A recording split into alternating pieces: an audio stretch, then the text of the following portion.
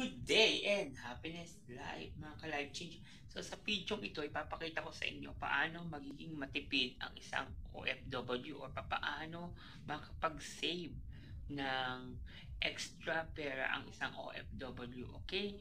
So number one, kailangan nagbabaon ka ng pagkain. Okay? Kagaya nito, lunch. Meron tayong baong pagkain. So, hindi tayo lalabas.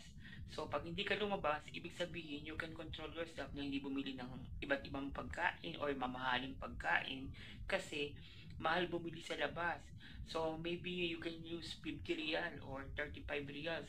Samantalang kung may baong ka, so zero. Diba? Kasi, mapoprotektahan mo na yung nasa wallet mo. Another thing is, pag may baon ka, syempre nasa office ka lang. Ayan, no, nandito kami sa anong libre na yung coffee, libre pa also yung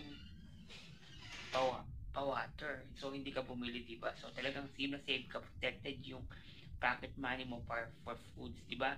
So, another thing is, paano ka makatipid? Kailangan marunong kang maglaba. Okay? So, sa paglalaba, kasi kung meron ka namang washing machine or sanay ka naman maglaba ng pakamay, hindi ka gagastos sa labas kasi mahal na rin yung magpalaba sa laundry. So, save mo agad yung tubig, yung pera mo doon. Okay? Number 3, kung may malapit sa inyong water station, yung alam niyo yung inuminan na free ng government, masarap naman yung tubig na yun eh. Pagka gusto mo siyang inumin, pakuluan mo lang uli.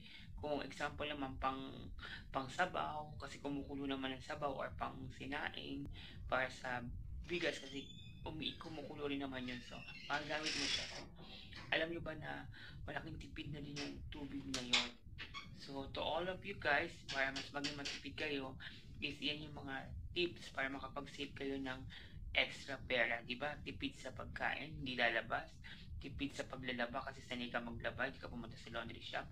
Tipid ka sa water kasi mayroong free station. Another thing is isa pa pala guys, kung ikaw ay nasa bahay, kailangan mamili ka ng mga pagkain ilalagay mo sa refrigerator na ganyan, oh.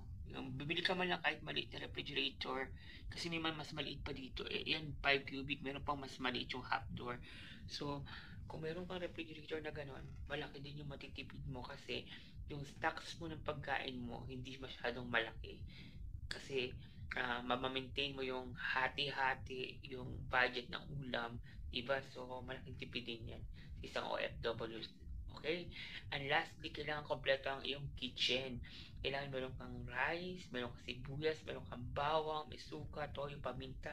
Yung traditional na nakikita natin sa ating mga kitchen. So, malaking tipid yan sa isang OFW. So, sigurado ako makakasave ka kung gagawin mo yung tinips ko sa iyo. So, ano pang hinahantay mo? Tara na, kain muna tayo. Life change. Bye-bye.